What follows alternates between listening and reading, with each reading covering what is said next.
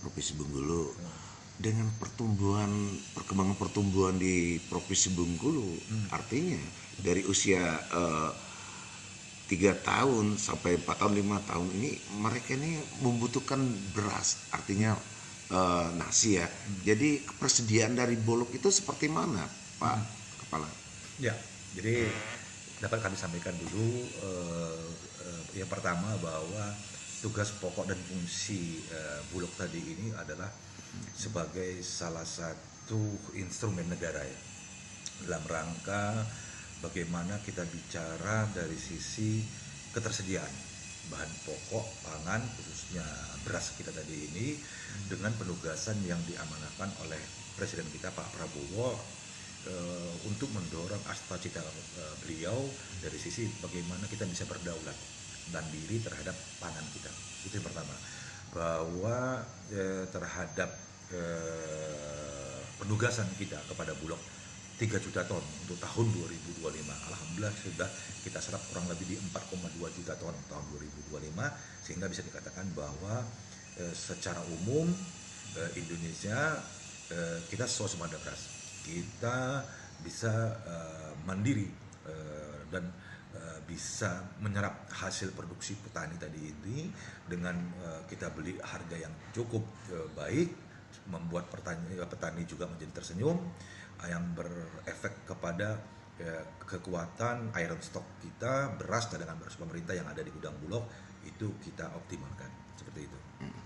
Eh, ini sangat ketika ini tidak ada peredaran dari beras dari Bulog itu, artinya saat ini sistem itu yang kerjasama dengan siapa aja ini, Bang? Ya, itu tadi yang saya katakan pertama adalah bagaimana ketersediaan stok kita. Jadi alhamdulillah kita sudah serap kurang lebih di 4,2 juta ton secara nasional. Yang kedua bagaimana keterjangkauan, kan begitu ya, keterjangkauan masyarakat ataupun dari sisi yang ketiga peran stabilisasi. Nah, di awal saya sampaikan bahwa peran tugas Bulog tadi itu dalam hal ketersediaan, keterjangkauan dan stabilisasi. Di sisi lain juga kita bagaimana bisa hadir di tengah-tengah masyarakat dengan kita memberikan bantuan beras pangan yang sudah diberikan kepada saudara-saudara kita yang tanda kutip ya berpenghasilan kurang.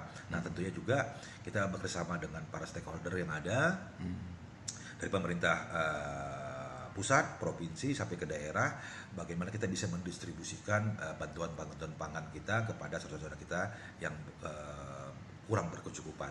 Terus itu yang pertama. Yang kedua, kita menggelontorkan beras SPHP dalam rangka stabilisasi tadi itu. Kita memasifkan beras SPHP ke seluruh pasar-pasar, baik pasar-pasar tradisional, pasar-pasar modern, retail kita. Nah, ini tentunya bisa mengakses masyarakat tadi itu untuk mendapatkan beras murah. Ini salah satu bentuk intervensi pemerintah bagaimana bisa menghadirkan beras murah tersebut, ya, beras baik tadi kan itu kan kepada seluruh lapisan masyarakat sehingga juga bisa memperoleh beras yang baik tersebut. Oke, Bang.